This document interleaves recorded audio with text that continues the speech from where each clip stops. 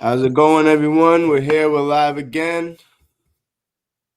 Gonna talk about the dog we love, the Patterdale Terrier. Here with the bro Marshall, good friend Robbie. How's it going, guys? Good. How's everybody doing? How's everyone going, guys? We're about to touch base on a lot of like specific topics, just kind of talking about pets and just learning more about Robbie's experience with pets and some of the dogs that Robbie runs. If you guys have any questions, just feel free to ask, and we'll get back to them. We promise. Yep, throw them in the comments.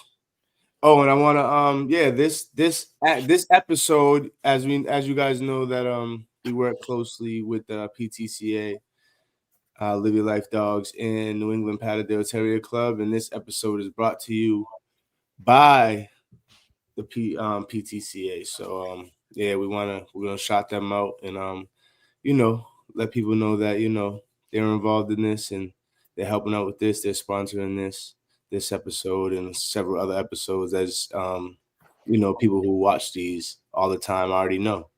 But that being said, we're gonna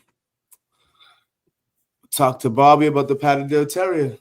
Yeah, so what I kind of want to figure out, because we talked a little bit before about some of the dogs that you have and the ones that you feel like are really good, but what kind of gave you that itch in the first place to like go with Pats and kind of build that?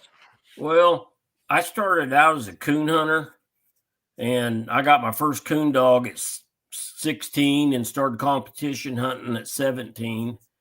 And, for 30 some years, I had coon hounds, and it just wasn't conducive to my work schedule. I was getting up at 4:30 every morning, and and I had a friend of mine said, hey, he said, I met some guys and they want to go hunting with hounds. And I said, okay.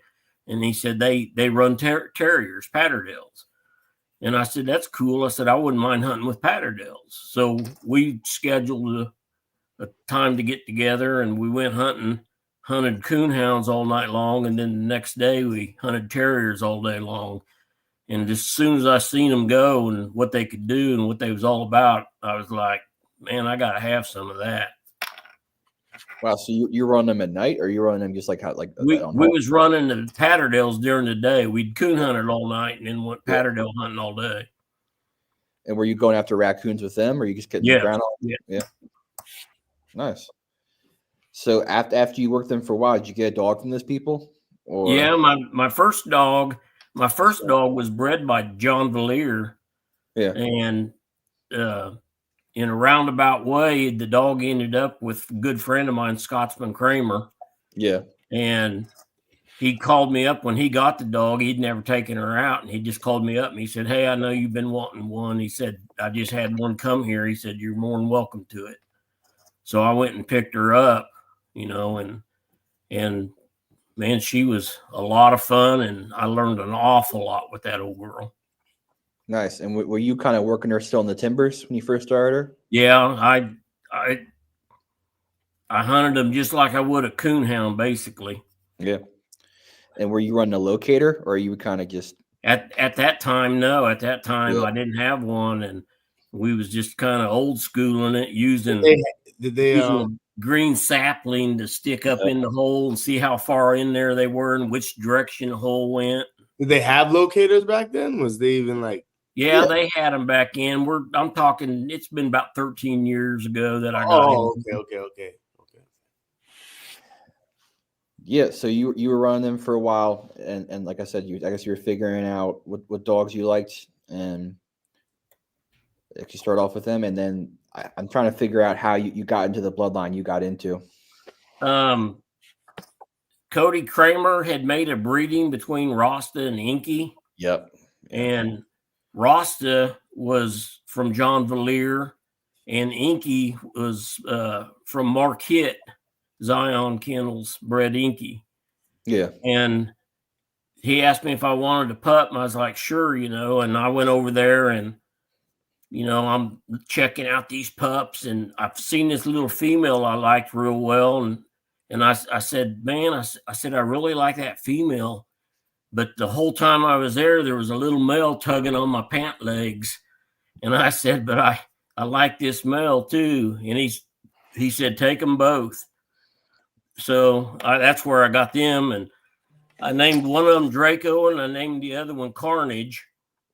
And then, when they got to be about 7 months old, Scotsman lost his big red dog on the Kansas River. The river took him, and I told him, I said, you can have either one of these. It doesn't matter to me. And he took Carnage and renamed her Ruby.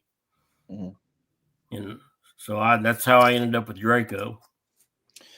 Yeah. So Inky and Ross are from two different kennels, or the same kennel, you said? They're from two different kennels. John Valier owned Rosta's blood, and Mark Hitt owned the Inky's blood. Yeah, I feel like I kind of looked always into like the early like 2000s boards and pictures, and I swear I'd see kind of dogs in similar color to like Inky and Rasta, and I kind of wonder if it's them or dogs related to them. Yeah, it very well could be. I know that when I'm looking on a lot of these overseas websites that have Patterdales, I see a lot of theirs are that color. Yeah. That, like, I guess like buckskin kind of. Yeah, kind of that buckskin with the black muzzles. Yeah, I like the way those look too.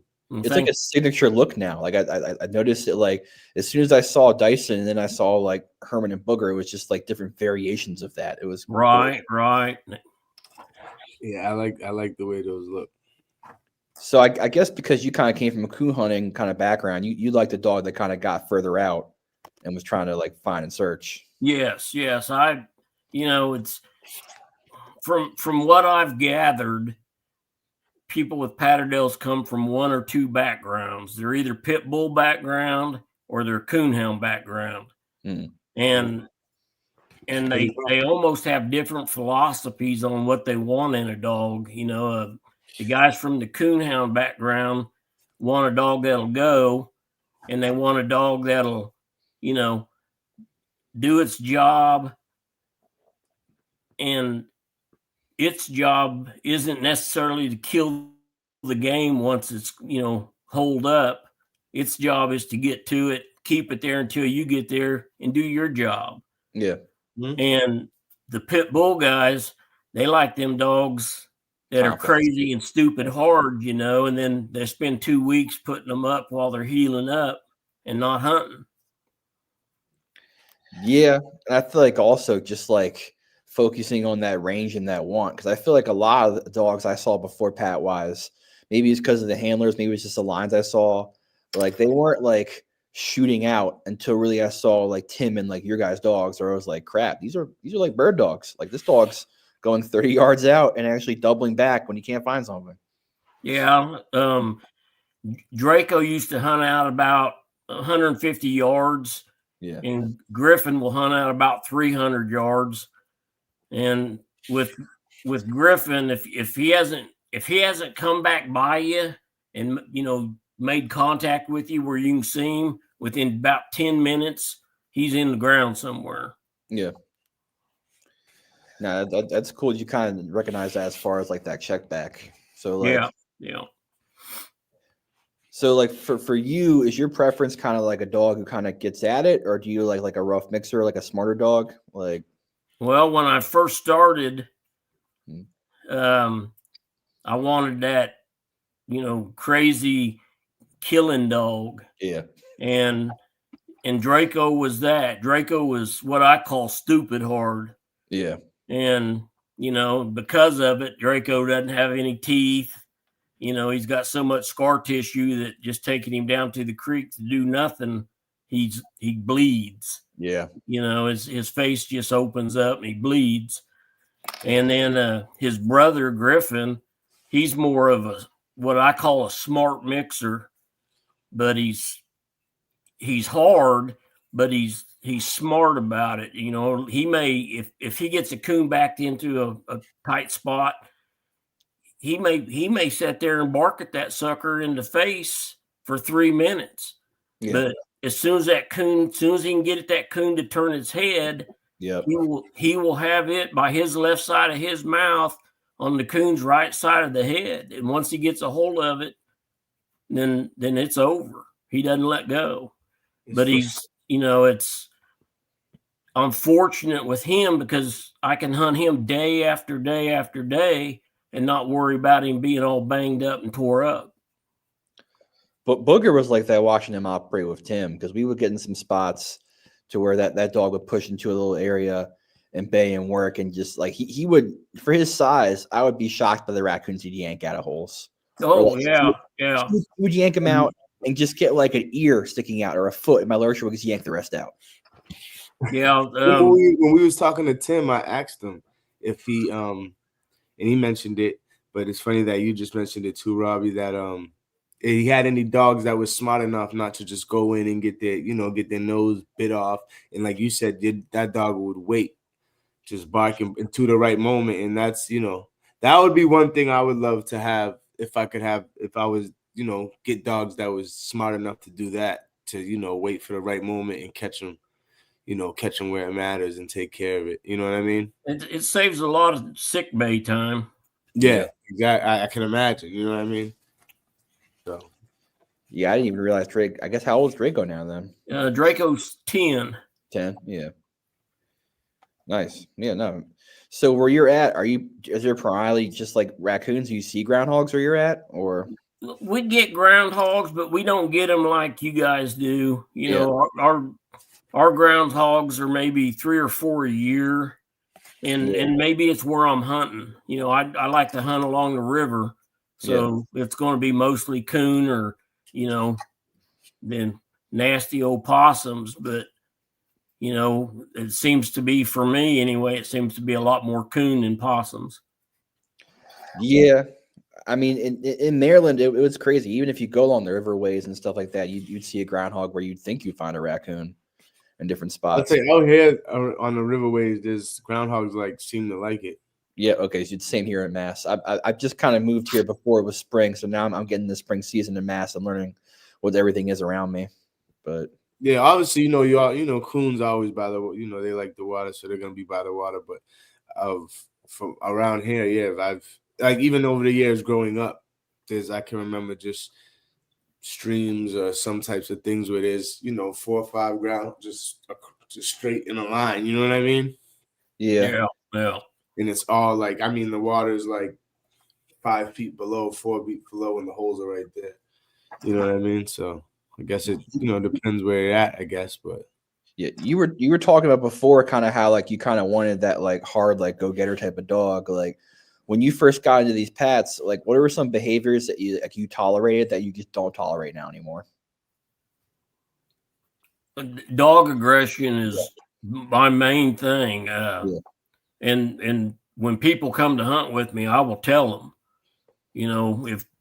if your dog's aggressive, say so now, because if it gets aggressive in the field, it ain't going to be good. Yeah. No, that's something that also I don't really tolerate that much. But that was a cool thing about meeting a lot of your dogs. Is I could just like when Tim had him over, I could chuck him with Henry. We had no problems whatsoever. Yeah, and I'm very lucky in that manner.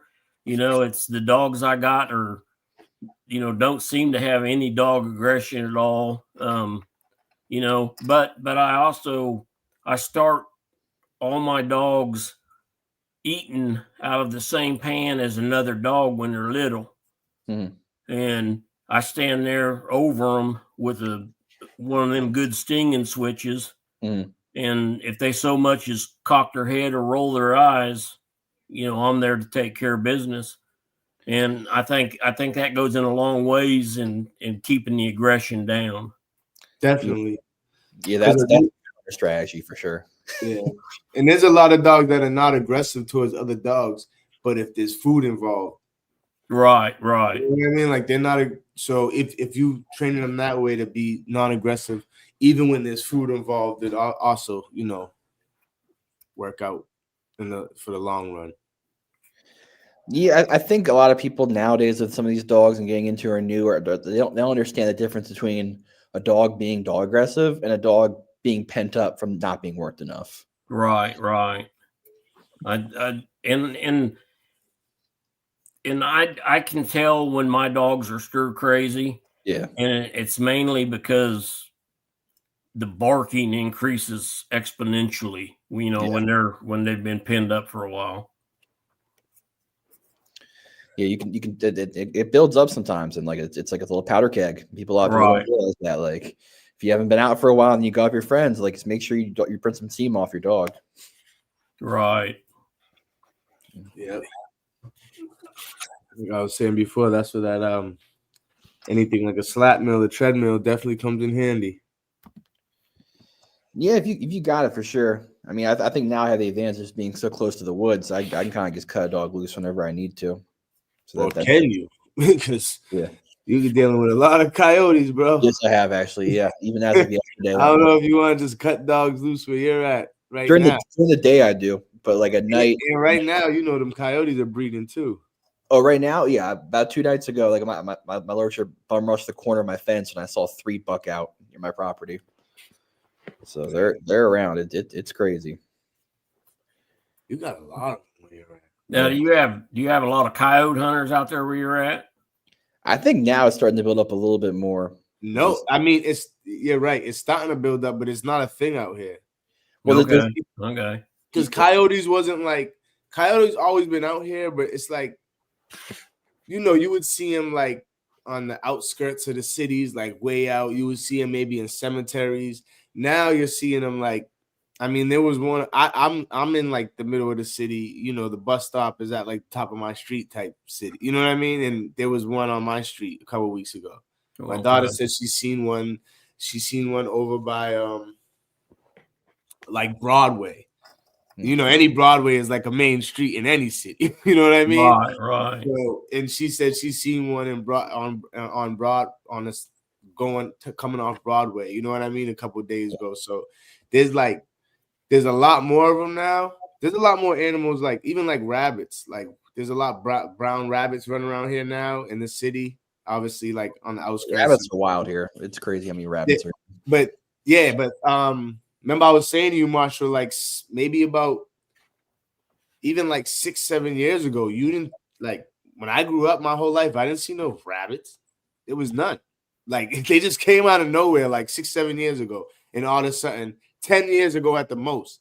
And I definitely don't think it's been that long. And all of a sudden there's just rabbits everywhere. Yeah. It's like, I don't know, and there's nothing out here to eat the rabbits but the coyotes. And there's nothing out here fucking with the coyotes. We don't have any wolves or Right. You know what I mean?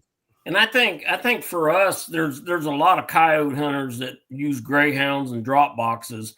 And I think they put enough pressure on them during their hunting season that it makes them coyotes, they smell a person or they hear a person, they're hauling ass. We don't, I've never, to my knowledge, had a coyote come in on my dogs. Yeah, I didn't think it was possible till I came here and realized how bold they were. But I mean, if we had the open land to have those drop boxes of the greyhounds, that'd be pretty legit. But yeah, out here there's not the open land. I mean, out here, but there's where we're at, there's definitely people that end up with little dogs and cats missing. The coyotes are kind of a little bold. There's no predators. It would only be us hunting them, and us hunting them as humans or start hunting them with dogs. But other than that, the coyotes are pretty much just living. There's nothing. It's not like, again, it's not a big thing out here. Right. You know what I mean? Even if you go to like New Hampshire or like Maine, where it's like a lot more country and a lot more land, a lot more forest, it's still not like a big thing out there. You know what I mean? But it's becoming a big thing now because there's so many of them. They're becoming a new, like, they're gonna at some point they're gonna just have to do something about it because they're breeding and there's nothing to take them out naturally. Right. Enough blue-haired old ladies lose their poodles, they'll start doing something about it. Exactly. And that's what's already happening. I mean, you got people saying, "Oh, I seen 10 coyotes in my backyard." 10 coyotes is a lot just strolling around in people's backyard. Right. You know what I mean? So, kind of off topic, going back into the Patterdale topic, but a question I wanted to ask you is, usually we ask people what their deepest dig is, but I want to ask you is that, what do you think is the highest one of your dogs has been up in the tree? Oh, Christ. If you had to guess. It's probably got to be, I think Griffin probably holds the record, and he was a good 25 feet in a tree and fell out. And when on his way down, he hit a branch and it spun him. And when he landed in the edge of the river on his feet, and instantly went right back to the tree and was treeing. That's crazy. It sounds like, I mean, crazy and lucky. So have you gotten into like a lot of hollow tree encounters as far as like working quarry with your dogs? Oh yeah. We've had to go back and get chainsaw and cut a tree down to get a dog out. And it's definitely a different type of game. Yeah, I mean, I guess like I can't think of any other way to keep a dog from breaking their neck other than getting to catch them, or like they land like you said they landed. Yeah, I got lucky that he landed like he did, and didn't get hurt. But and I figure that'll eventually be the demise of one of them, as a tree. But they're gonna go where the coons go, Yeah, I guess being a lighter frame dog, they have the advantage of that because it's not like it's like my 80-pound dog coming down from a tree. Right. That would end up a little different. I just remember seeing a post one time. I think if you had it and you had this really sharpened shovel, which is probably the most sharp shovel I've seen, and you're just hacking this tree. Yes, yeah. I've used my shovel as an axe many times, and I keep my shovel pretty sharp. Yeah, I can tell. Yeah, it was you were just hacking away at it, sitting on top of that stump, just whacking from side to side. Well, and what originated me sharpening my shovel was hunting with Scott Kramer up there in Lawrence, and there's all them homeless encampments on the river. Yeah, and I thought, I need to sharpen this shovel up in case I ever need it, to defend myself. And that's where I started getting my sharp shovel, and I sharpen them pretty much all the way around. Nah, I mean, it looks like it comes in handy, I guess, for both of those reasons. Definitely. Chop it. Do you hunt year round? Do you take any seasons off? Like, do you just not do it in the winter, or I hunt year round? I mean, once the temperature gets up there to 85, 90, and we have such high humidity out here that, it's hard on the dogs to get out there and do that. Yeah, humidity is a real mother when it comes to working dogs. Right. It sucks. Other than being close to the water, there's only not much you can do with dealing with that. Exactly. Humidity. That kind of goes against not against, but I remember, who was it? Was it Tim saying that he kept some weight on his dogs because it gets a little cold in the holes? Yeah, well, I prefer to have a little weight on my dogs. I mean, no excessive weight, but I want enough on them because if you spend 8 hours out there in the field and them dogs work 4 or 5 coons, they're going to drop some weight. Yeah, and if you have them a little bit heavier to start with, then it doesn't hurt anything. No, that makes sense. You don't do it as far as like them worried about them being cold when they're in the hole. You do it as far as them dropping weight while they're working. You're right. Okay. What kind of size dog do you think you need where you are, like weight wise?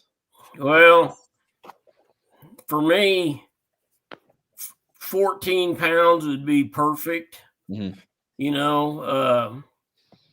I don't have enough groundhogs to justify a 9-10 pound dog, and about 14 pounds. I hunt the rivers quite a bit, and it's a lot of old beaver sets and things like that they're up in, so I can get away with hunting a dog that's a little bigger.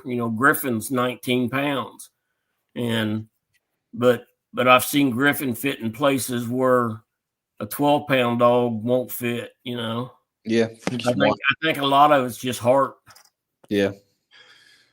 And Griffin being like 19 pounds, he's a pretty leggy dog. Yeah, he's leggy. Yeah. Do you run into a lot of beavers? You said there's a lot of beaver dams, but not a lot of beavers? Normally they'll bolt. Yeah. Makes sense. Yeah, I think we had like one. Me and Tim being sure, like we were in Delaware. We had one come out on us and just slap and stay on the water and get going. Right.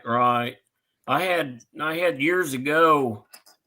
I mean, we're going back 8-9 years ago when Draco was young, and he come back to me carrying something. When he got to me, he was carrying a beaver that was about 4 or 5 pounds, and he come over and just proud as all get out, and I took it away from him, and he went back, and then we heard the splashing from a mother beaver out there in the river splashing, and they was in there, he was in there messing with a nest of babies. When did it like click for you that you had like a great dog in Draco? Like when you started working him on fur? Obviously, that's a really specific question. Yeah, I'm gonna say he started young.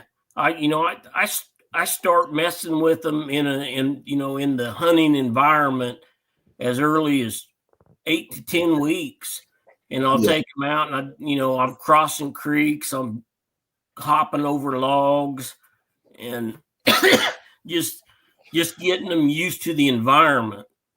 And then that way, when it's time to start learning to hunt, they already got that other stuff figured out, and they know how to get around out there. And I don't know, he got on his first coon at about 6 or 7 months of age, and handled it just fine. Did just fine. And from then on, I can probably count on one hand the number of times that I've taken Draco out that I haven't got on game. That's nice. That's a good feeling. That's awesome. For his age too, that's a great feeling. So, yeah, that's a lot of game then. Yeah, we've got a lot of coon around here, and like I say, I live within 30 minutes of 3 major reservoirs, so I've got thousands and thousands of acres of public hunting that I can go out and hunt on. Yeah, if you got that many, the more acres definitely gives you a better chance. So is Draco, is that kind of age, is that like your standard? Like do you want to see a dog trying to like engage and hit the ground running at that age, or are you willing to wait a little bit longer? No, I'm pretty much, that's kind of my standard. I mean, it's been, I've started every one of my dogs young, and so far I've never ruined a dog starting them young. I always start them with an older, experienced dog, and I kind of think that's why my dogs climb up trees and stuff so much, is because they get taught it. They get taught that from the older dog that they've hunted with, and it just keeps, repeating itself. Was your Patterdales originally taught that from like the hounds you had? No, I didn't start my Patterdale with a hound. I think Eve, when I got Eve, she was about 1.5 years old, and she would go up trees. Okay. And I started Draco with Eve, and then I started Griffin with Draco, and I've started now this Mamba dog I've started her with Griffin, and it's like they just teach it on down the line. Was Dyson with them? No, Dyson, when he went to Tim, he'd only been out just a few times. Because I swear he did that crap too. Like I'm sure a good part of it's genetics. Oh yeah. No, he was smart when it came to that, because my lurcher was always kind of trying to snack squirrels, and he was pretty, like, compared to the Patterdale listing, he was pretty tree smart as far as looking at branches and stuff and trying to see what's going on. Because some of them just won't. Some of them will just like fall scent around and figure it out and get up there, but they're not going to like look up the way I saw like Dyson look up sometimes. Well, and that could be a lot of times when they're young pups. I'll shoot squirrels out to dogs, you know, and let them get their teeth on some squirrel, you know. And you know, to me, you know, I didn't get into these dogs to be necessarily an earthman, you know. Yeah, I got into these dogs to hunt them. Yeah, you know, and to me, if there's a coon in the ground or there's a coon up a tree or in a tree, game's game. It's the same thing. Yeah. Nah, I mean the dog's happy either way. Right, right. So yeah, I don't know if you see the questions, but we're gonna go over some of the questions. This guy just posted, this Mountain Strong Healers. He said, I've been running into issues with dogs getting mobbed by coons, running them in an area that has a lot of cement. That's already a bad sign. And I have almost lost a dog to a trio of coons that could not dig to him due to cement. Guys, anyone's listening here, if you do actually dig, avoid concrete and cement at all costs. Yeah, as much as you can. As much as you can. Shit happens when you free cast. I understand it. Like, I've been under stone slabs before. Like, it's a situation that I've been in, but I try to stay out of it as much as I can. Yeah, that's I mean, that's a tough situation. You know, that stuff's got, you know, you can't just bust it with the sledge because a lot of it's going to have rebar in it. And yeah. And you know, that's the pros. I mean, that's one of the cons as far as recasting. But I have had coons mob a dog. You know, it's one of them on the ground getting his tail whooped pretty good and squalling. I've had other coons come in and, you know, try to get involved in it. Yeah, it's crazy. People don't realize how much raccoons kind of like conflict a little bit. Not even a little bit, a lot. Right, right. They that's all they do. I think we got a next question from Anthro. Yeah, I think. How often has the guest seen coons burrowed in tree dens? A lot. A bunch. Yeah, yeah. I mean, a lot of times you just end up having to make the decision. You know, this ain't worth messing with. You know, and leash your dog up and walk him 100 yards away, 50 yards away, and cut him loose again. You know, it's, you know, a lot of, you know, in trees adds a whole other element of work for you. Yeah. What would you tell someone if they just got in the Patterdales and they free cast their dog out and then bam, the dog's 20 feet up? Like, what's the first thing they should do? Don't yell and scream and holler at that dog. Let him concentrate on what he's doing. Yes. Yeah. That's important too, because all it takes is one misstep for the double back hard. Right. Probably the last thing someone would expect to see too. I mean, you'll see so many videos of coonhounds just falling from crazy speeds. Like you'll see coonhounds falling off from like bobcats and bears and stuff like that, working them up. There's one video on Facebook recently of I think a trained walker just on a bear's ass, getting bear keeps climbing up the tree. The walker doesn't let him go. I saw that. Yeah. And you know, my favorite kind of tree is the one that has a hollow in the bottom of it. Yeah. And it's hollow up because I don't know, them dogs use their back and their legs and they can work their way up that tree, and then they'll get a hold of that coon and just like free fall down to the bottom of it with them. You know, it's a lot of fun. No, it is wild. Beazle Bubs, it looks like we got Ears on here. Ears said we sat down a few times to wait them out. Yes, that's true. That is true. You can hear them up there barking, and you can hear the bark coming out of a hole 30 feet in the air, and the dog's 20 feet in the air, and you just have to sit there and wait, you know? Yeah, that's all you can do. Yeah. I was going to say, yeah, it's just a waiting process, patience. What do you think is probably the biggest, like, health scare you dealt with the dogs as far as, like, getting in trouble? It could be, like, shock. It could be an injury. I've had dogs in shock 2 or 3 different times. Yeah. And what was that situation like? It's scary. I mean, it's when they're in true shock, it's pretty damn scary. And I highly recommend everybody carry one of them dog vests in their pack. Yep. Second You person know, to say that, guys. and get them dogs is it? covered up. What kind of And vest is it? The dog vest, the one that it's Tim was one of them talking about. dog vests, them insulated quilted vests that goes around their core. And carry a tube of NutriCal with you. Yep. I mean, I'm not going to tell you it's a miracle drug, but that NutriCal is some amazing stuff. I've seen some dogs that are just spent, and you give them a good shot of NutriCal, and within 30 minutes they're back to their old normal self. Okay. Yeah, that's helped me a lot too. And Tim got me on that as far as using NutriCal. And I've seen it before. My dad's a veterinarian, so I've seen him sell that supplement before. I just never applied it to like working dogs up until that point. Yeah, it's some good stuff. Yeah. You ever use Erie hide? Yeah, I got about 3 jars of it left. How does that work for you as far as like scar tissue goes of dogs? Does that work pretty good? Yeah, it can minimize it to where it doesn't look as nasty. The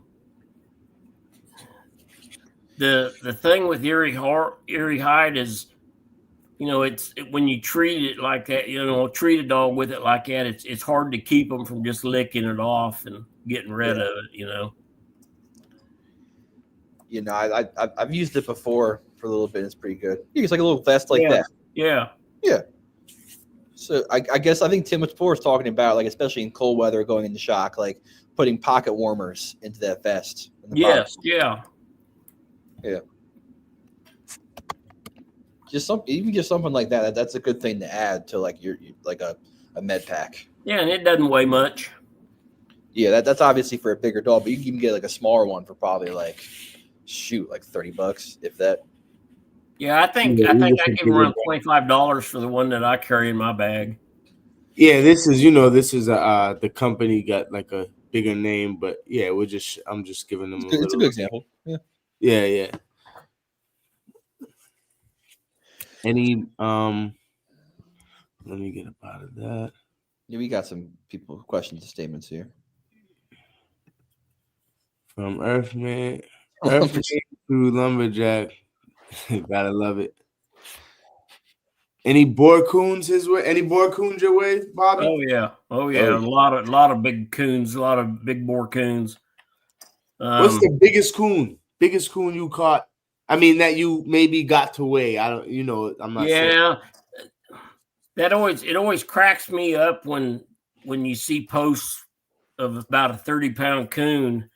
Because it takes a lot of coon to make 30 pounds. And I think the biggest coon I've ever got was 31 pounds. That he was big enough to where I was willing to carry him back to the truck and weigh him, and he was 31 pounds. And the average coon around here is 23, 24 pounds. That's still pretty damn big. I think the biggest one I ever heard about, which is like, I guess it's still possible because it was living on garbage, like dumpster garbage, but like 60 pounds. But that was a monster. Yeah, I mean, city coons are on a whole nother level because they're digging in trash, eating steak and cheeses and shit. Right. You know what I mean? Like, I've seen some coons that were definitely bigger than 30 pounds, maybe 40 pounds. But I'm also in the city where, again, these coons are eating fucking pizza. Right. They're eating the stuff we're eating. Yeah. So. Anthro is probably great because he said great advice. Electrolytes and Pedialyte before and after hunt helps quite a bit. The electrolytes are really important, especially like in this really hot summertime. I end up like, if I feed kibble, I'm soaking kibble. If I am feeding it, to keep them on it for that. Tim also showed me a pretty good product called Electrolyte, and I get my dogs to drink it. It works pretty good too. Yeah, Electrolyte. Yep. Yeah, they have a 7-Eleven now. You can get that pretty easily. But Tim got me on that. I drink that stuff all the time now. I think we got one more question. You good? Quick note. But what we got here? What's the average distance do you put in on a hunt? What's the average distance do you put it in on a hunt, Bobby? Oh, and you know, I can walk behind dogs, you know, depending on, you know, how thick the game is where I'm at. You know, if the game's lean, you know, I've walked 10 miles in a day. You know, I've walked many a days I've walked 5 miles, you know, but we're talking, you know, 6, 7, 8 hour days hunting behind dogs. Yeah. No, I mean, it's not hard to do that, especially. I mean, me and Tim going out on digs. We'll keep going for a while. Right.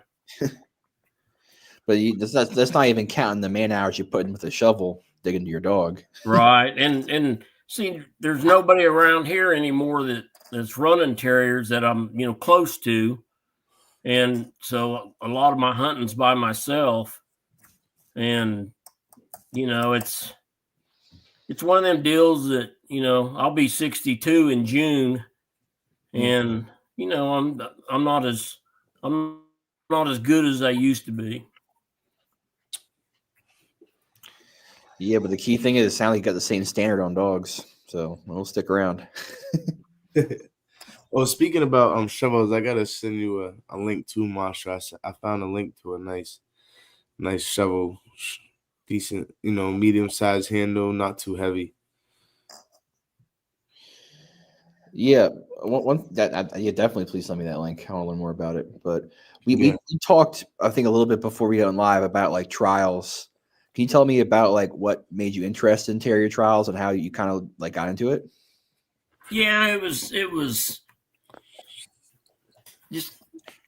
kind of, you know, just kind of a for fun fluke, you know, that I got interested in them. You know, it was something to do with the dogs besides working them out in the field, you know, and you know, I don't know how to explain it, but it was like, you know, the dogs know that we're not hunting, but we're doing some really cool, fun stuff, you know? Yeah. And it's, you know, it's something to do with the dog that with like-minded people, you know, and you get to meet a lot of really neat people doing that. So you were just doing straight earth dog trials? Yeah. Yeah. And I've done the, back when the APHA was putting on hunts in Tyler, Texas, I've gone to that 2 years in a row that I went up to that. And it was 2017 and 2018. And Draco was high point dog of all the events, you know, both years. That's great. And do you think those trials, this is a broad question, but do you think those trials are a good reflection on what a hunting dog can do, or is it just kind of like a shadow of what they can do?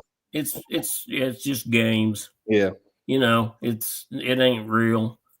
You know, I mean, it's something to do with your dog that still simulates a little bit of what hunting is, but there's no comparison between the two, I don't think. Yeah. Yeah, I mean, I guess that's probably where you met Doreen then, probably was right. Yep.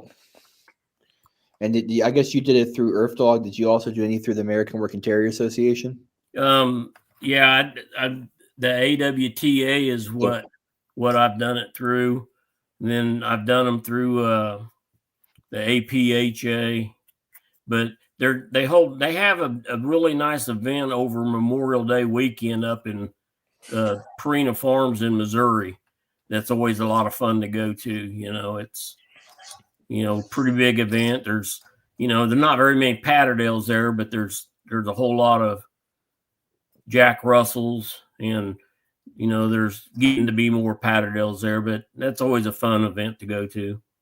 What specific trials and the events do you like? Is there like ones where like it's just like I guess most of it's probably just like it's like a couple turns in a circle, or they got different length tunnels, and I couldn't quote you the lengths of the tunnels that they use up there, but they have like novice, which is going to be a shorter tunnel, and then they have different lengths of their tunnel work. And some of them got dead end stops on them, some of them don't. Yeah, I was looking at one of the setups for the Master Earth Dog title, and one of the requirements is being able to recall your dog out of a hole. And I was like thinking back, and I was like, well, if the going gets tough, I don't know if I can do that.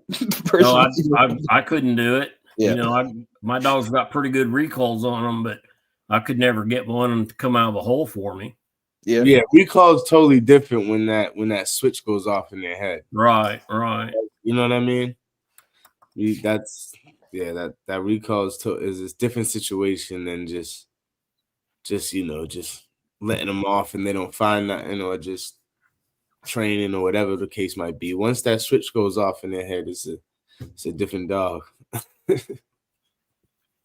Yeah.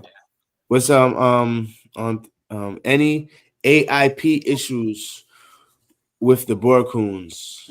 I don't know. Well, I don't know. I've what does AIP stand for? I think it's avian virus or something. Let me look it up. Avian. Let me see. Are you thinking it's bird flu related? Is that why you're saying that?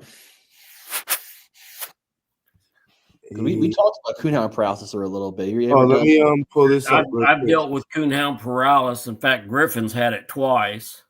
Oof. Did he go full paralyzed, or did he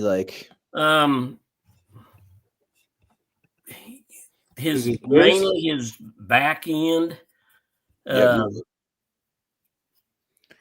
What is it? Yeah, it's avian influenza virus. So influenza. Avian. Okay. I knew I heard about it. I've never run into that with them. Yeah, that's kind of a new thing now, I feel like. But to be honest, I don't think you're going to deal with issues of dogs with that unless they're grabbing dead birds. I can't see that being a problem. I heard of one person a while back not even a while back, probably at least 2 or 3 months back, who with their dog ate up a dead goose and had issues with that. But it was from eating the dead goose. So you remember I was telling you that how I brought my female out. I used to bring my female hunting, and then I told you she passed away. Yeah. She ate a dead bird in my backyard. Yeah, and at some type of, when I brought her, the vet told me I had already spent some money, and he basically told me I could spend a whole bunch of more money and still not leave there with a dog. You know what I mean? So I just left it at that. But I'm not sure, but I'm not. I think he mentioned that. That's maybe why I knew. I mentioned this. I remembered this AIP thing when he said it, but I'm not sure. But he said it could be in birds, and that could have been what messed up my dog 7 months ago. Yeah. No, that was a good Google search you did there. But this is kind of a random question, Robbie. But would you ever kind of own a baying dog, a dog who kind of works about maybe 2 or 3 feet back and barks a little bit and works? No, I don't think I'd keep one around. Yeah. I'm tend to be on the lazy side for digging. That's fair. I prefer a dog that, and I'm fortunate that I have them. I prefer a dog that, either kills them in the ground or will drag them out. Yeah, especially for raccoons. I mean, it makes some more sense. If you were going more towards groundhog, you could get bolts, but in the times I've worked raccoons with dogs, I've only seen one raccoon bolt. It's not a consistent thing I've seen as far as them bolting on me. Right. But I mean, I don't know if you ever heard this lady named Teddy Moritz, but I went out with her dachshunds, and she has 5 to 6 pound dachshunds that'll work groundhogs, and it was cool to watch them flush groundhogs out. That'd be kind of neat. Yeah. It was cool, but then they would get the spots where the groundhogs would be near tree roots and stuff, and then that bang, like I said, it got a little bit time consuming. And that was the times where I'd think you know what, I'd rather have a dog just kind of shoot and yank him out in that circumstance. Right. Yeah, that it could be good for certain things, but that shit could be annoying This dog just sitting there barking and shit. Well, I mean, for the dachshunds, it made sense because what's a 5 to 6 pound dog going to do besides bay? Right. Well, yeah, exactly. And In that case, yeah, you know what I mean. But I've seen videos where they got fucking 15 dogs that are just all sitting there barking. Not one wants to, you know what I mean? Yeah, I mean, for me, for free casting pats, like I'd rather be out with like 3 or 4 guys of each with a dog. If each person has multiple pats and they're all going to hunt different directions. Yeah. Well, these wasn't pats. These were more like, yeah, mutts or whatever, just all types of hunting dogs or whatever it might be. But I mean, you see the videos all the time. They got those dogs, then they send something like the pit bull or the dogo in, and they just snatch shit up. Oh, those big like boar hunting videos where they just have like yeah, on the one boar, and then bam, this dogo comes and saves their lives. Yeah, so one pit bull in, and the shit just snatches the thing up. But yeah. Mountain strong hairless. Do you like to hunt near urban areas for big, more denser population of coon? And all these questions are all these questions are, for you, Bobby. Yeah, I stay away from the urban areas. You don't want people seeing what you're doing. Yeah. And I was just gonna say that. Yeah, it's not. You're not gonna be on a side street in the city, right? That's coons too like, much. I've never been on a fox, and the reason for that is it seems like around here all the fox live in town. The coyotes, the coyotes kill them out there in the country. And I've never run across them. So now they're living in people's backyards. Yeah, so they're living under somebody's shed and stuff, And they're letting them live. Yes. Oh yeah. That's happening out here. Actually, good photo op. I don't know if you're friends with my cousin Keith on Facebook, but yeah, my cousin Keith, him and Marsh, obviously he's my cousin, so I know him, but Marshall knows him, and there's a fox family that just lives in like his house and the next house over the street, and he sees the foxes all the time, and they're just living, having a good old time, good old life, just eating the rabbits, eating the rats, and just living life, and no one messes with him. Right. The fox is beautiful. He's just nothing's messing with him. He's in people's backyards, going from backyard to backyard to backyard, just casual, and no one really has dogs in that area. You know what I mean? So, yeah, the foxes are just living. They're doing the same thing out here. They're coming more in people's backyards, and because they're smaller and pretty, people leave them alone. Right. Yeah. I would like an opportunity to work my dog on fox, just to see how I handle them. But, it's where I hunt, if there's any out there, my dogs haven't run across them. Yeah. Yeah, there's a lot of red fox in Maryland. I really haven't seen red fox do that since I've been to Mass. I see more freaking bobcats than I see red fox here. Yeah, no, I've treated bobcats before with mine. Yeah. And, in a case like that, I just leash them up and move on. Yeah. Yeah. Oh yeah, and everyone in the chat, everyone who's watching, please hit the like button. Your chat's going up right here. Subscribe, comment. But we got another question. Oh, well, I guess he's just talking. Caught a giant city coon just yesterday. Looks small. Looked like a small bear. Yeah, I believe it. Right. Because again, like I said, they're eating fucking Burger King. So, what can you do? What can you do? Yeah, we'll go, you can go down to Anthro's question if you want. You got a couple down. There we go. Yeah, it's kind of crazy. So you said how many coons have been found in one set or a den? And I think that can kind of vary. I mean, it kind of depends on the time of year. During the winter time, pre-rut, them boar coons they'll get together and hang out together. The most we've ever got out of one set was 6 coon, and that would have been, I was hunting with Robert Ray's, who I was hunting with, and there was a lot of coon. Yeah. No, I mean they can get up in tight little spots. Like it's crazy. It's like it's wherever their head can fit, basically. And I guess the next question you said was Eddie Hernandez. You said that.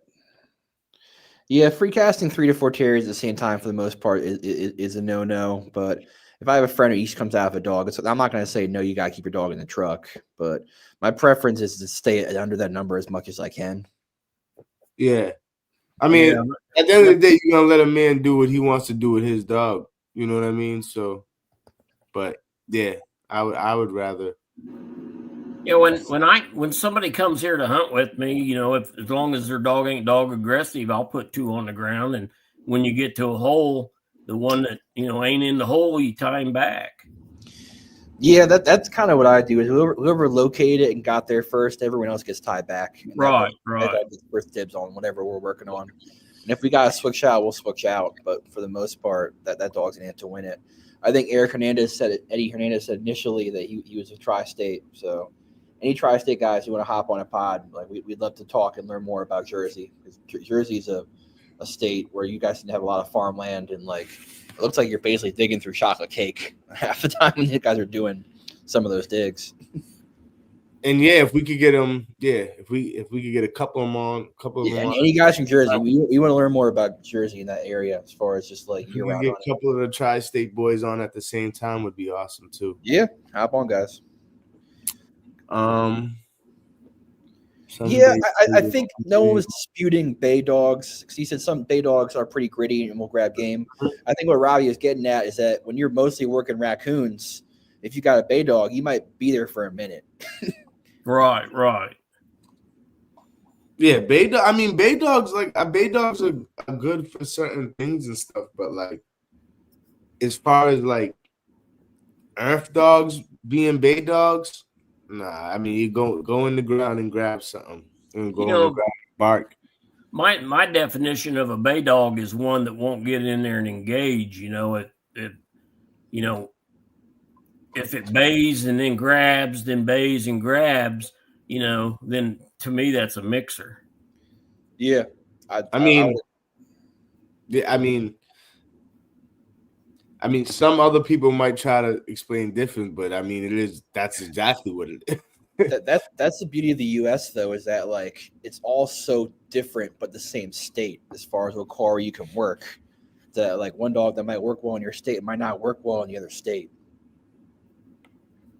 Right. Yeah, if I was to bring Griffin out to where you're at, where there's all these groundhogs, he'd look horrible because he wouldn't fit. Yeah.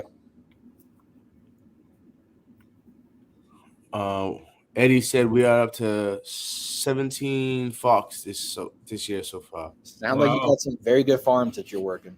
But now that's good to hear, man. Yep, sounds like a mixer.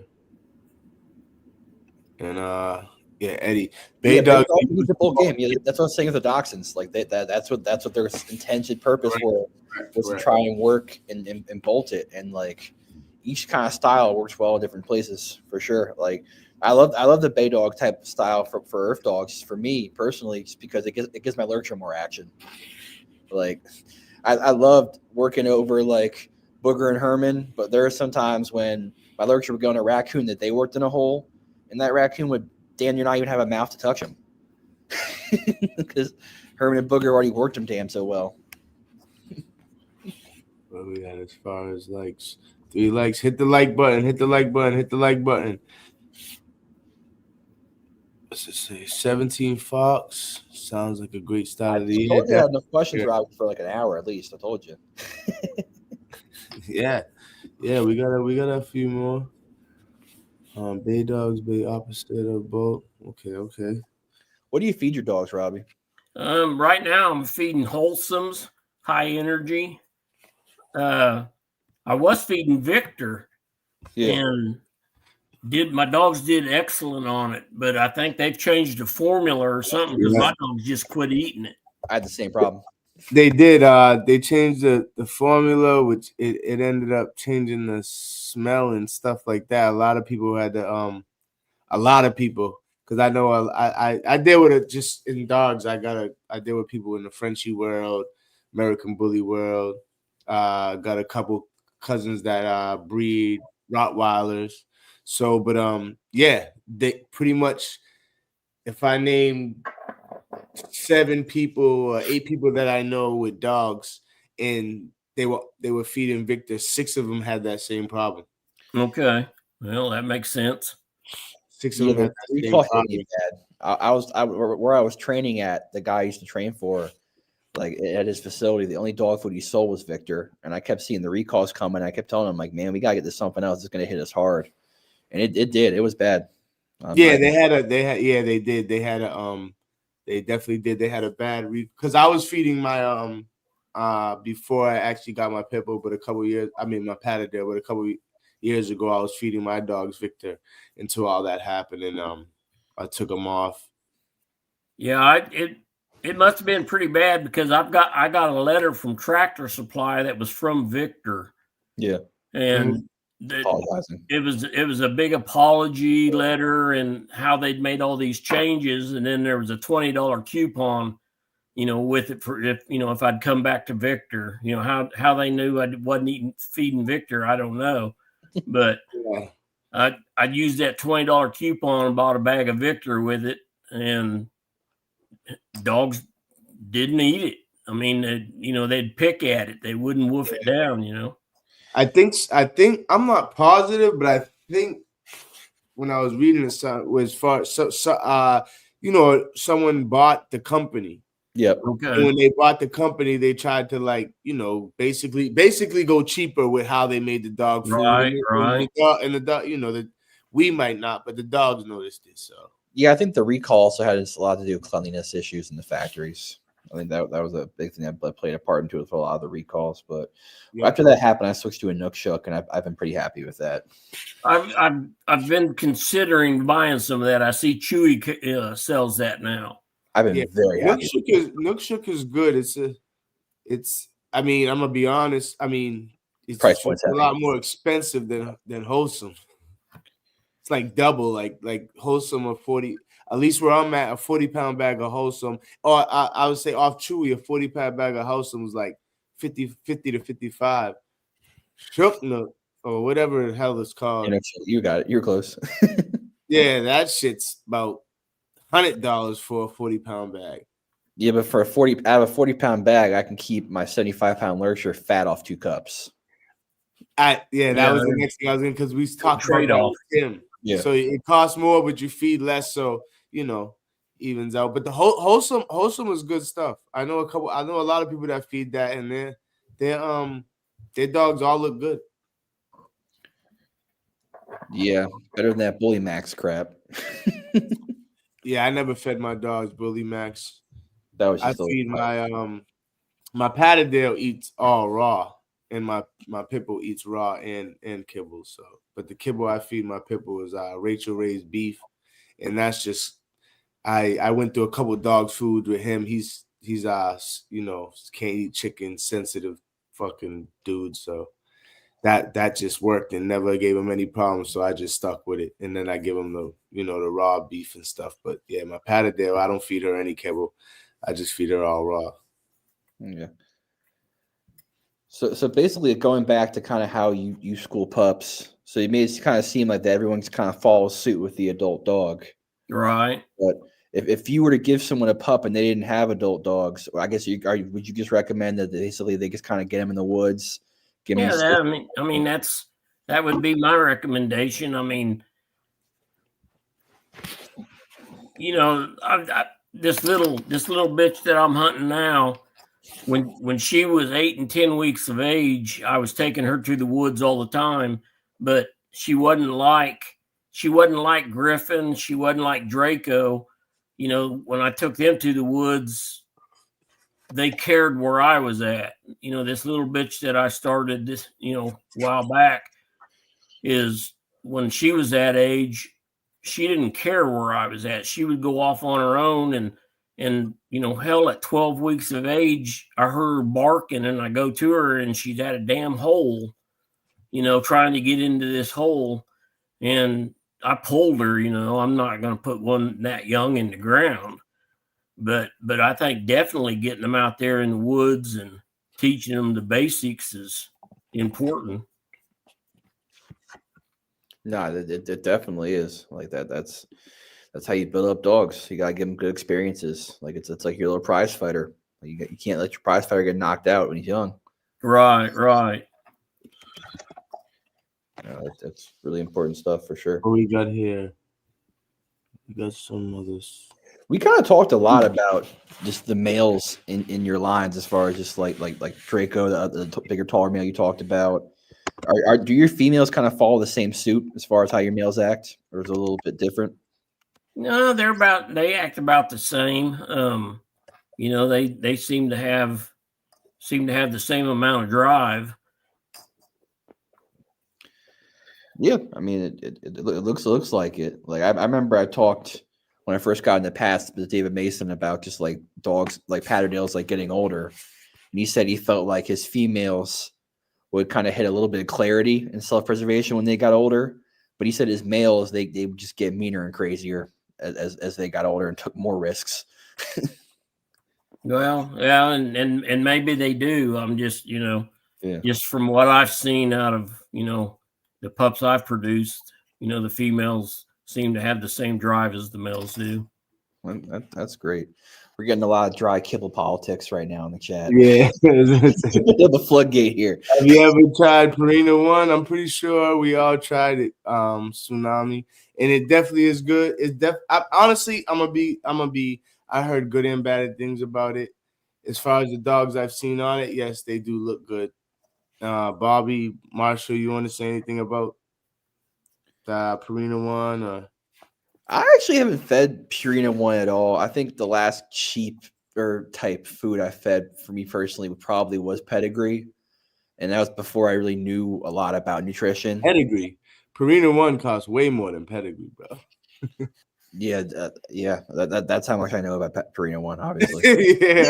yeah. For pedigree, like a 40-pound bag of pedigree is probably like $30. Purina One, you're talking about. Yeah, you're going back to the old gas station days for me. Yeah, I'm into everything when it. I look up all this stuff when it comes to. Yeah, I'm gonna let you take the wheel then as far as kibble talk. Merrick is the best. Merrick is the best I've found besides Victoria. Have you ever tried Merrick, Bobby? Yes, I have, and it's a good food, but that's a very expensive food. Yeah, and sure. I mean, from what I understand, Bobby, from what I've seen, Nook Shook is more than that. Really? Yeah. Wow. Okay. Because I bought. Oh God, how many bags did I buy? I don't know. Yeah. You're right. I had a friend that had a semi truck full of it, the Merrick, and I bought I think I bought 30 bags of it from him because it was like a really good deal. Mm-hmm. And I fed them 30 bags, and the dogs looked really good on it. But then when I priced it, like a 18-pound bag is like $54. Yeah. You're correct. I think I just googled it, and Merrick. I think Merrick is more than Nook Shook because they got a 20-pound bag here. Beef and lamb, that's $85 damn. Whoa. Yeah. Yeah. Let me show it on the screen. See how much time we're saving you guys looking up kibble prices. Let me see. Merrick, Google. Yeah. So they got I fed one called Crave a while back. They had like the wolf picture on there too. I think it was like a Canadian brand, Crave. So yeah, if you see, they got the 10-pound bag, real Texas beef and sweet potato recipe. That's $51 just for 10 pounds. 10 pounds. I mean, this is you gotta have a toy fucking chihuahua to be feeding. It's a 100-pound bag of Maeve for $819. That's crazy. That is wild. that and they're talking about raw feed. You know how much raw you could get just out of damn market for $820? That could be a I whole mean, podcast you would need by 4 itself. damn deep freezers, huh? I said that could be a whole podcast by itself. Just even breaking that down. Oh, we're gonna get into it now that we get into it. We're gonna do that. See, I've never fed raw, and I figure I look at it this way, you know, it's I don't know how to nutritionally eat myself, you know. So feeding raw to a dog, you know, is like, you know, I'm not gonna screw that up, you know. So, you know, I've just never dealt with it. Yeah, I mean, I don't. Actually, you know what? Eddie just said Diamond Naturals Extreme. If you want to Google that one, that's a good one. I like Diamond Naturals. I was feeding my dog Diamond Naturals for That's a years. good Tractor Supply brand for sure. I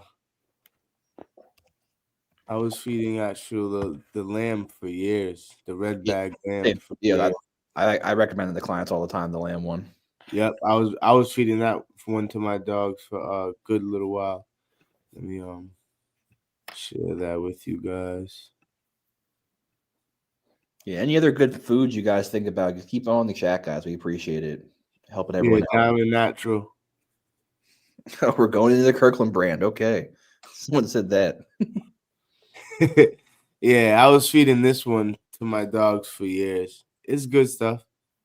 I mean, it had my dogs looking good enough, but yeah, I mean, as far as me doing, as far as now and if you go online, Bobby, there's a million different ways to figure out how to measure out how to feed your dog raw and what's best for your dog and stuff like that. But I feed my dog any type of raw. From as far as the Patterdale, she gets, I mean, because she's not allergic to anything. Like again, I'm saying my Pippo was, but my Patterdale, I feed her anything: pork, duck, rabbit. Where I live, there's a Chinese meat market, so they got I mean, that go in there. They have pork heart. They have beef, like the brain of the cow. So, yeah, I just any type of raw. But if you I've done some homework, and then if you go online and do some homework, they'll tell you what meat is better and why it has protein and why beef liver is good and stuff like that. Just like anything else. But yeah, as far as the raw. The dogs get they suck in way more of the nutrition from the raw diet. They poop a lot less. Their poop comes out like everything was sucked out of it. Okay. So it's like white and like dry, like almost dried out already. You know what I mean? If you have like a dog that pooped in like your backyard, in like 2 days, the poop turns into like dust. Yeah, but I understand what you said before, Robbie, is that like knowing how to balance it initially, because I've had plenty, especially like people with mastiffs are the worst for this as far as not balancing out raw diet, because you'll see them like consistently giving like half a chicken every damn day to their mastiff until their freaking paw pads get screwed up from lack of nutrition. Yeah, you definitely. Well, that's the thing. You definitely want to I mean, and they say that even about kibble is that you want to try to switch it up. You don't want to feed your dog the same kibble all the time for years and stuff. But you definitely want to give them.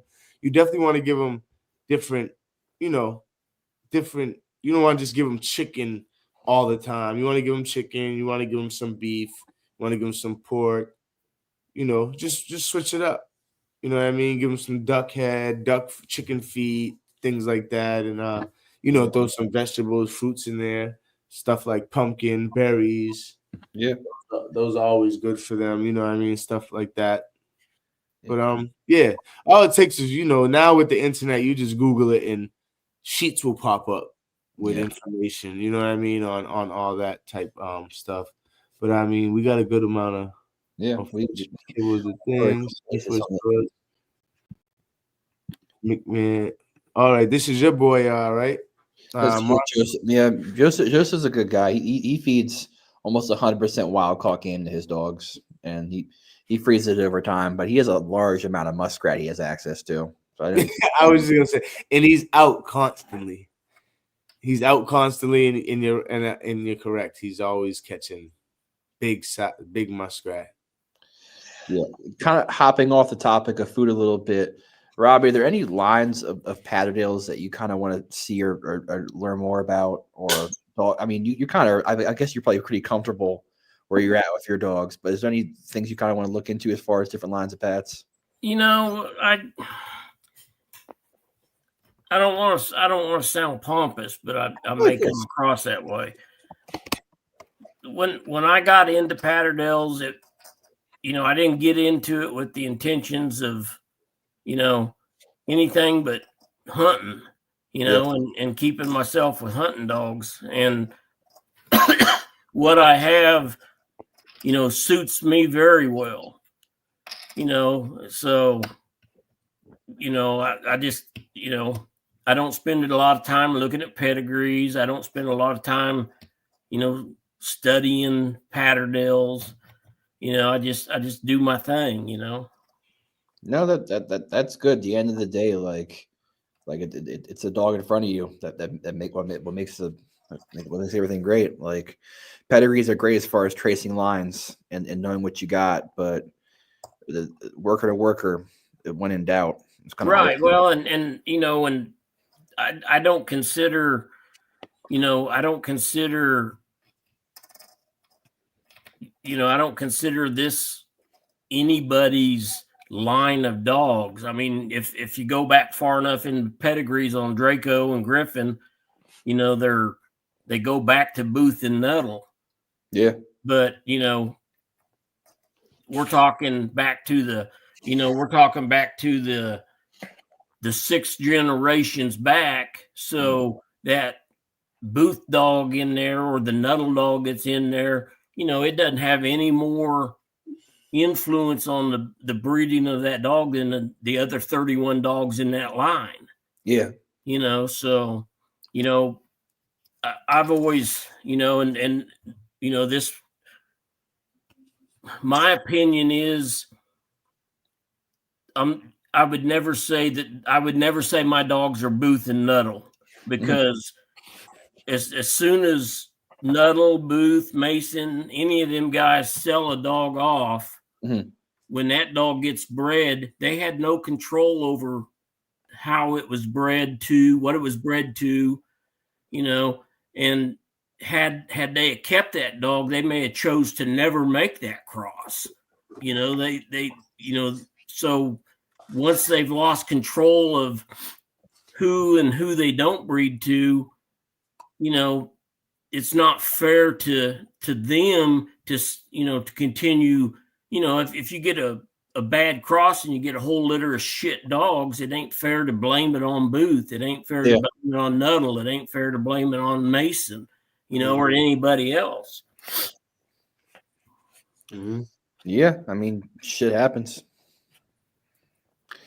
Let's just get that to Raven's question. The last question, I think. Says Robbie, what is your favorite trait, or what do you personally look for in a hunting terrier? Nose. Yeah. Nose is, coming from a coonhound background, it's all about nose. Yeah, that I mean, yeah, finding is definitely like more than half the battle. Yeah. Without a nose, you got nothing.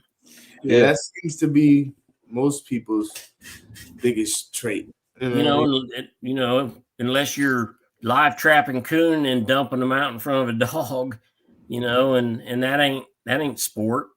No, it's not. No, and unfortunately, you'll see a lot of posts and stuff on Facebook where like they'll see like nice green mowed lawn. Yes. Oh yeah. Yep.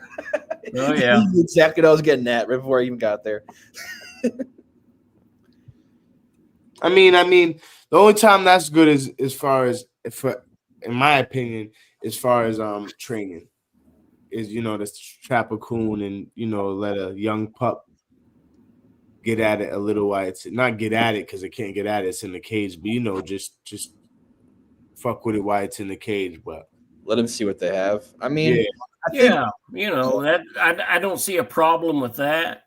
You know, it's dumping them out, dumping them out to the dogs and calling that, making that's your terrier, yeah. no. Now, yeah, people be doing that and being like, yeah, I'm gonna breed him. Yeah, exactly. Good terriers where you find it, but Yep. if it ain't in the woods, how can you claim it as a good terrier? Exactly. So you said before that, like in the beginning, you weren't really doing much kind of collars or GPS. Do you run any kind of locating collar now? Yeah, I've got a Bellman and Flint collar, and I use a Peeps Black Diamond, transmitter. Yeah, I had a long talk with someone today actually about the red box, like the red Bellman and Flint box, and how it's not as reliable compared to the Peeps and Ortovox. And they're called the red brick for a reason. Yeah. I don't know how many people, several people that I know that's had them. The LEDs go out in them. Yeah. And you can no longer read what the number actually is. I used one for years, and I just learned which LEDs were burned out and learned how to fill in the blanks. Black Diamond. What'd you say, Woods? It was Black Diamond, Recon. Yeah, it was I don't think Recon. I think it's just called the Black Diamond. Yeah, I mean, a lot of people don't realize also is that those Peep boxes on eBay, you can get a pretty good deal for them now. Like you can get you could stay under $100 for that Peeps box, and that Peeps box will locate 2 to 3 dogs in the ground at a time. Right. Be in that scenario compared to like the red brick, like you said. Yeah, I think I bought mine new off of Amazon, and I think it was a little more than $100, but yeah, Amazon now you can get them for like $300 or $400, but yeah, I think that's what I gave, close to $400. Yeah, the used ones now you can get them on eBay, and like I think it was Tim or someone else said that like if you check in with like ski resorts after like in the off season, they'll sell Peeps, like the older models, and restart with that. So that's a good way to kind of source in Peeps locators. I think I have the Ortovox, like the newer one. I'm gonna go get it actually. Now we're talking about it. Yeah, if you could show them an example. But are you talking let's see, something like this. Something like that. That's the exact one I got. Yep. So the Recon X Bluetooth Avalanche Beacon. Yeah, you definitely paid a little over 100. Yeah, 324. This is like an older Ortovox. So you have this. You have this with the I still got my little magnet here too. Nice. But yeah, the only issue I have with my Ortovox is that like if I keep a battery in here, it'll drain a battery. But it's been working pretty good, and it has a little description of how you find the bodies because it's all for avalanche tracking. Okay, now do you run that with a Bellman collar? Yep, I can do it with a Bellman collar. Yeah, okay. Yep. So you have this box with for a while I had the Peeps. Now I have the Ortovox. And it's a little bit fickle with the battery. I just have to take the battery out when I'm not using it. If I leave the battery, it'll just kill a battery. Yep. Okay. Wow. So we're on the website. Yep. So this is the red brick we were just trashing, guys. So all right. So let me actually pull up. I want to say I'm going to guesstimate this. People correct me in the chat. I think this is the red. A pound to an American dollar is $1.75. I think. So this is the thing you were saying this is the red brick you were saying that these LADs go out and stuff like that. Yeah, that's $2.65 pound. So like I said, like $1 a pound, like $1.75. Okay. So I'm not going to do the math for you guys. I'm too dyslexic. But someone in the chat wants to do that and be a hero, feel free. So, all right. So you got Yeah, Eddie, I agree with you, man. Peeps all day. I like the Peeps locators a lot. I just lucked in actually and so a friend gave me this, so I'm trying it out. But the Peeps one I have is pretty cool. but these are good. Oh yeah. Oh yeah. Yeah. So you want to get these with the Peeps locator. Well, I mean, yeah, but back in the day before, I don't think you can anymore. But the Devon locating collar used to be the best, but I think they went out of business. Or the Peeps or the Black Diamond locator. Yeah, the Peeps and Black Diamond, they can locate this collar. Okay. A pound is $1.30. Thank you. Okay, I was off a little bit. Okay, so you could get this and then get the Peeps. Yeah, and it'll connect with it. Yeah, that's a good combination. Yeah, And obviously this doesn't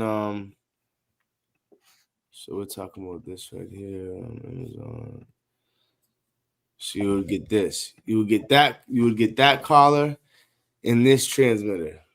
Yeah, and usually, honestly, you're good to go. And I mean, in the grand scheme of things, even that price compared to a Garmin, not that bad compared to other stuff you could do with dogs. Like what, a Garmin, like the transceiver for like those hunting treeing hounds, it's like what, like $600? Yeah, It's yeah. $50. I used to run the alpha on my terriers. You know, and they don't work underground, but they work good enough to where when it loses signal, it'll put a question mark on the alpha, and you can go to where the question mark's at, and that's where the hole's going to be. Yeah. Nice. Okay. Yeah, I had a friend tell me supposedly telemetry, the stuff they use for falconry, can locate a dog underground. I haven't seen that like followed through, but I've heard supposedly that telemetry can work like that. Well, yeah, it may. I mean, basically, that's all the Bellman and Flint uses is telemetry signals. You know, just a different frequency. So I just actually had a friend talk to me today about, I'm referencing back the text, but he said the red box, because it's rechargeable, and other transceivers for avalanche trackers do not allow a rechargeable avalanche receiver. I don't know why that is. I guess it's maybe just I'm not sure. I guess so Bobby, your receiver by Black Diamond is use battery. Yeah, it runs on batteries.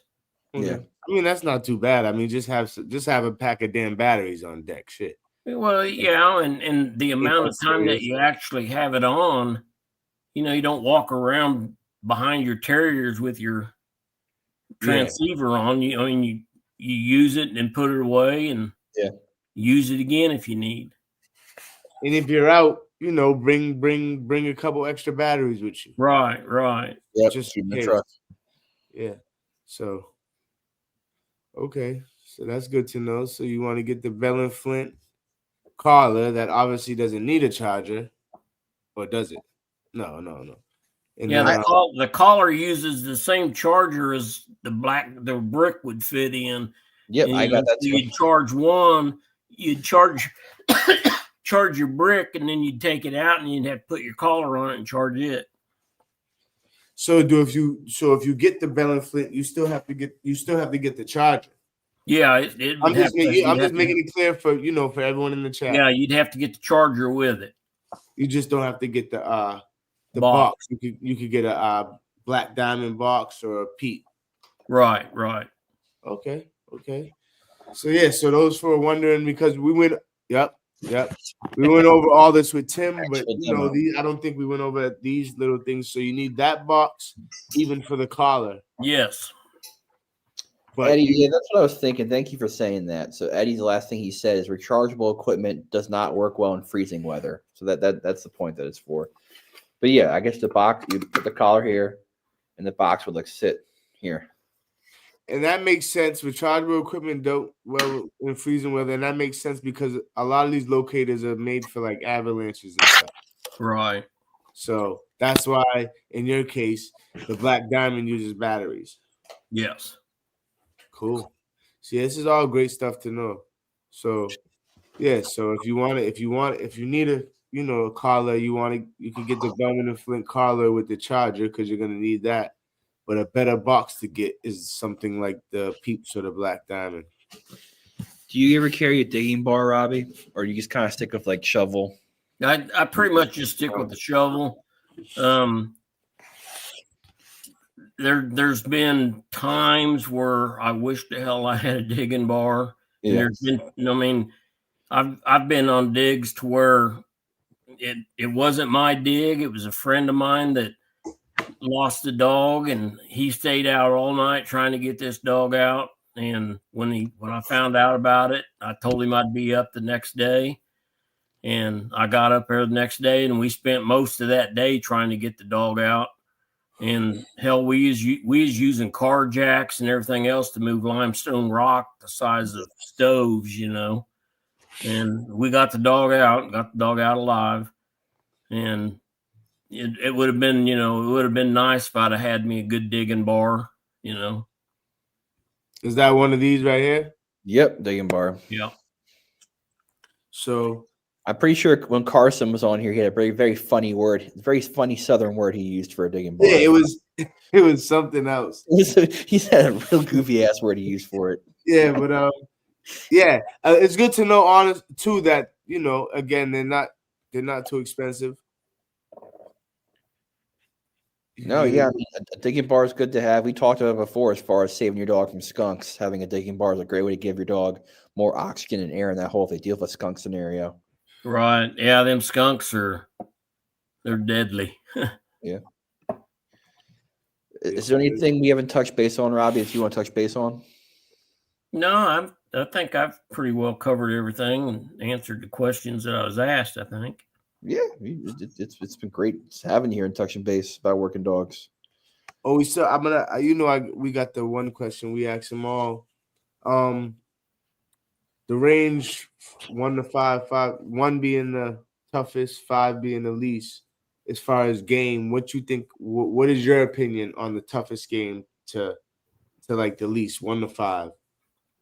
Man, in my area, I'm going to say coon are the toughest. I mean, not only do they got the mouth, them front feet are hell on eyes.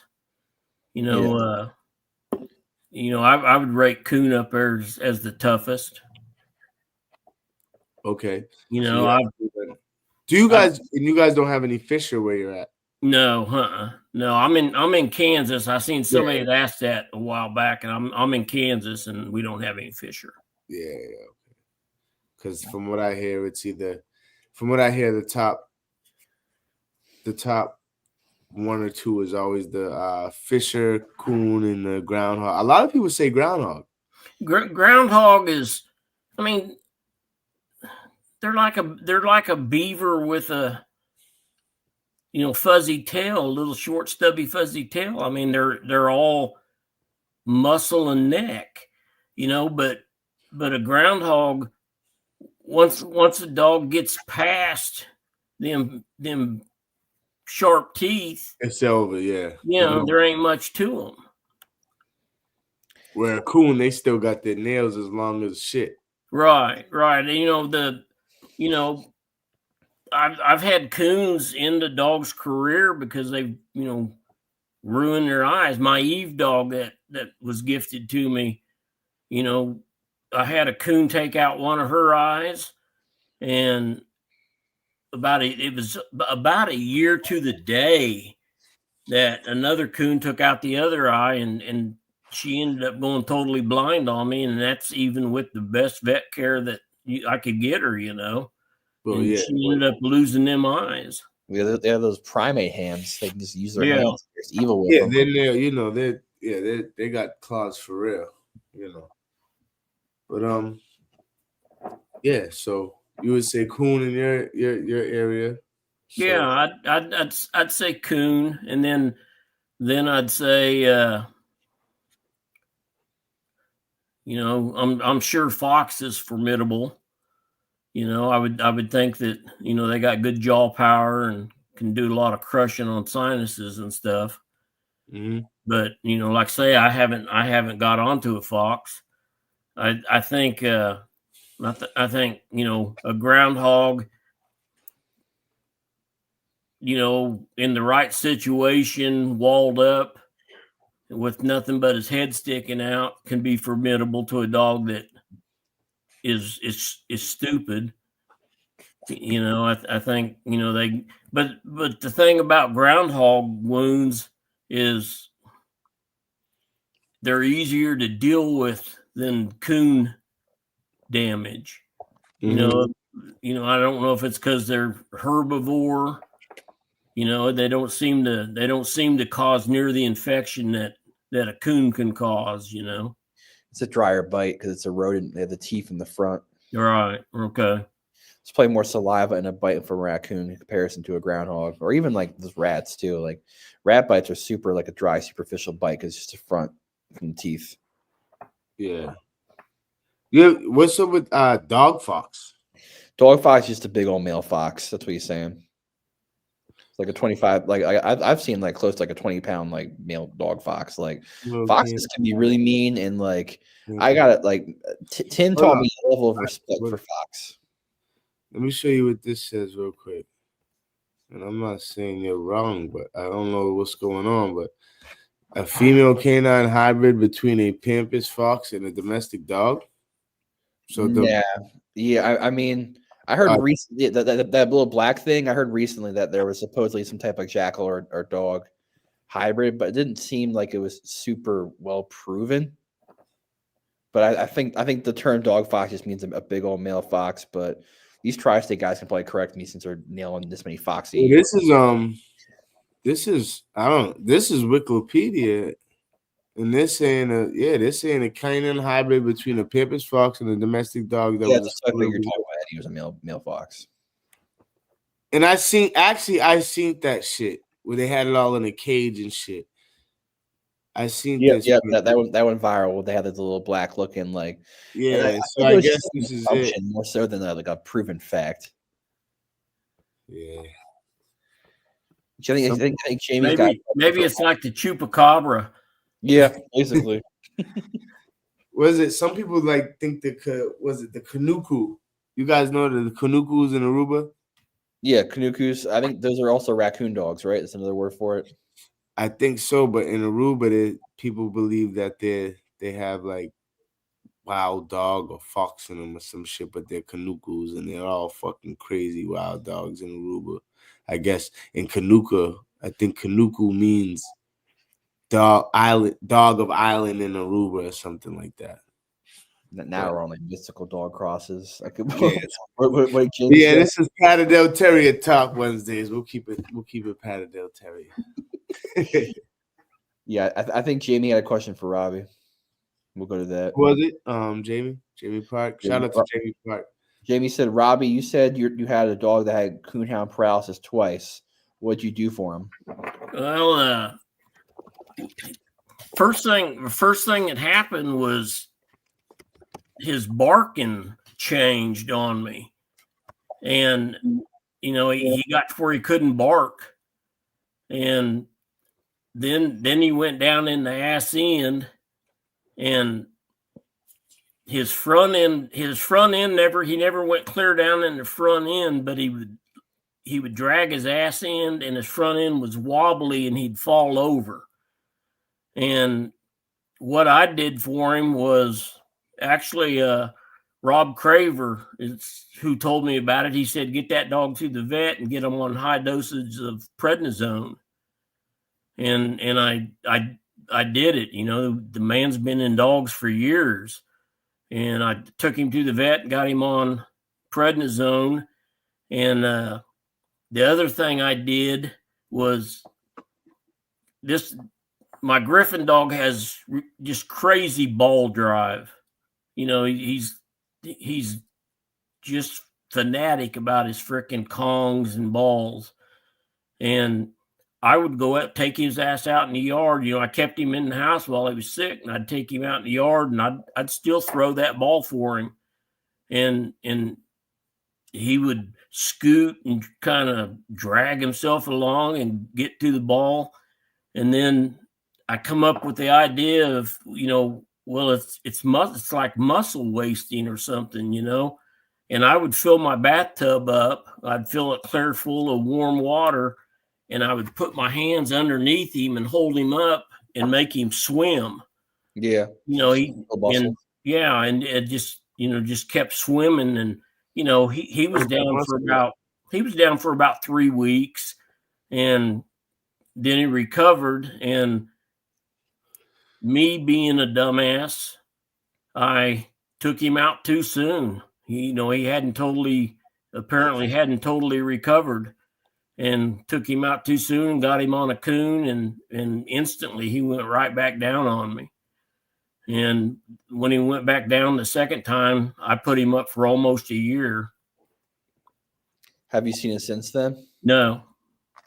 So I guess all you gotta really do is just time for what people describe.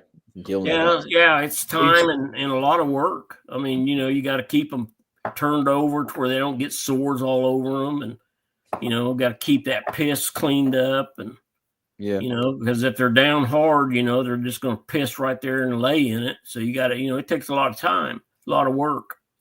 Yeah, for sure.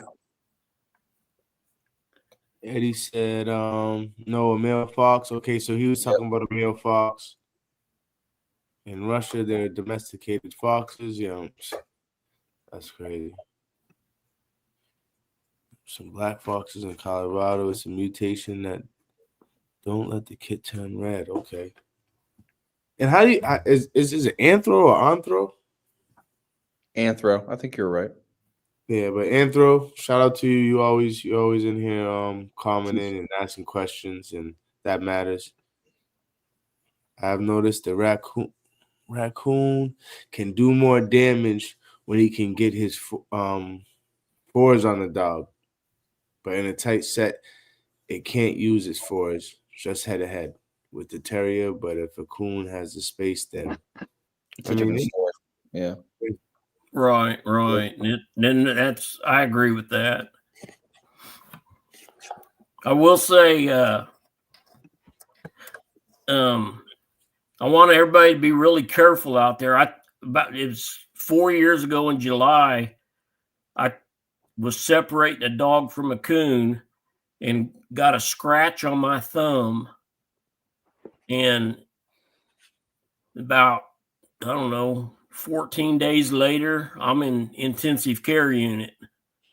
And, they literally went so far as to call my family in and say, hey, we don't know if he's going to make it. If you guys might want to say goodbye.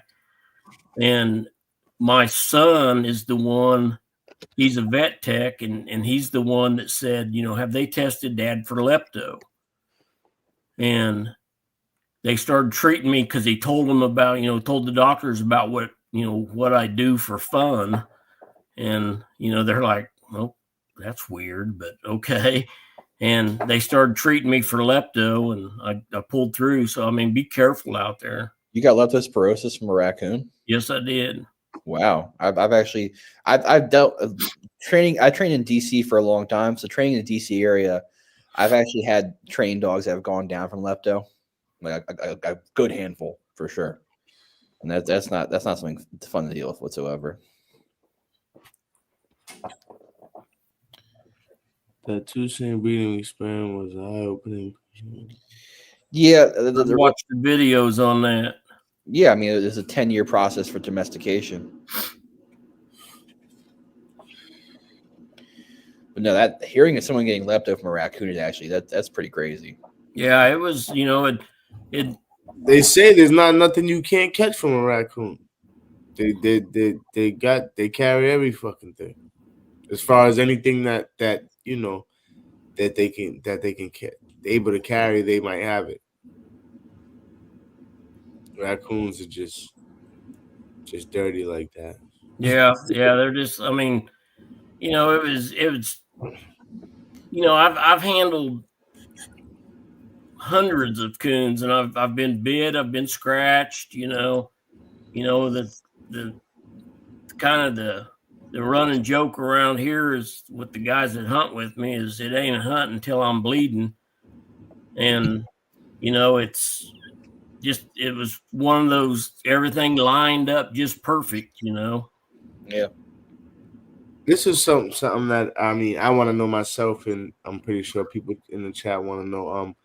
When you do get bit by, the times you have got bit by a coon or scratched like a coon by a coon, what do you do when you get back to the house? Do you just clean it out regular, like it's a regular cut, or is there something Yeah, special you use? I just treat it like it's, you know, any other cut, you know, just keep it clean, put some antibiotic ointment on it. You know, I don't give it a whole lot of thought really. Okay. You know, everyone has their little home remedies or things like that. So thank God his son is a vet tech. Yeah, he lucked out. Amen. Amen. For real. Yeah. Definitely.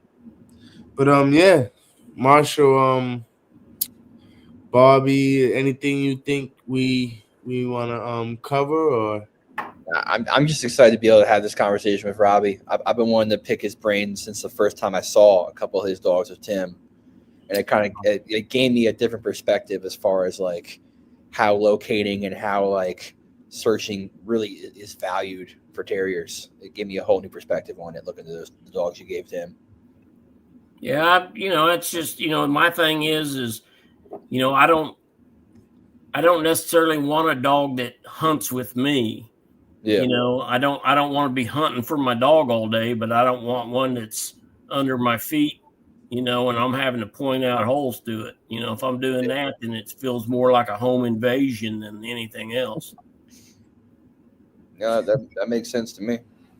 definitely. And yeah, I want to mention again, this episode is brought to you in part by the PTCA. So yeah, anyone who's in the Patterdale world knows what the PTCA is. The Patterdale Terrier Club of America. And yes, we work closely with them, and this is sponsored by them and brought to you by them. So shout out to them. And yeah, everyone take care of their Patterdales. Keep hunting. If you know someone that has a Patterdale and they're not hunting, buy it from them so we could get it hunting. Yeah, thanks everyone for coming on here. Eddie Hernandez, shoot me a DM on Facebook if you could, please. You guys, thanks for having me on.